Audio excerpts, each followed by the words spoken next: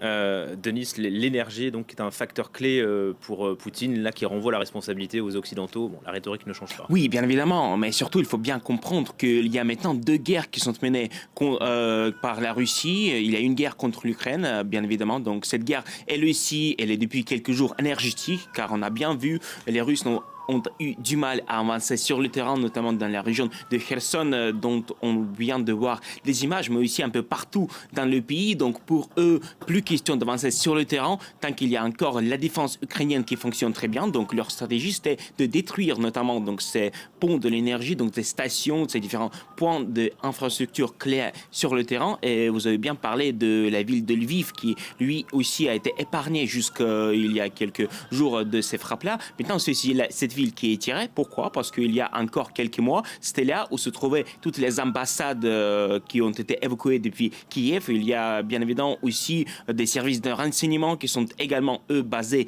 dans cette ville-là. Donc c'est important de ne pas uniquement couper du courant Kiev, qui est bien évidemment une ville clé, mais aussi de couper différentes villes pour effectivement qu'il y a moins d'aide sur le terrain qui arrive pour des différentes armées ukrainiennes dans différentes régions. Par contre, il y a la deuxième guerre, elle aussi énergétique contre l'Europe, et ça, et Poutine l'a également prononcé des mots assez forts, que c'est l'Europe qui est coupable de cette situation-là, et l'homme qui est en tête de Gazprom, M. Miller, a dit qu'il y a plusieurs villes européennes qui vont geler pendant cet hiver-là. Donc en fait, il y a vraiment cette pression de la part des Russes pour faire avancer des situations sur le terrain. Mais l'enjeu, c'est aussi de quoi? De diviser les Européens à force, à terme, de dire voilà, la guerre a trop duré et donc on veut renouer avec Poutine. Ça, c'était un peu la stratégie depuis le début de la guerre. On a bien vu qu'il y a eu des différents mouvements politiques en Europe, même c'était plutôt comme avant le 24 février, qui était plutôt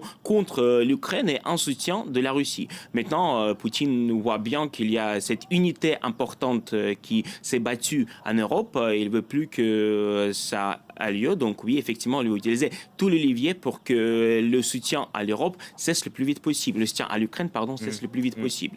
On est le 12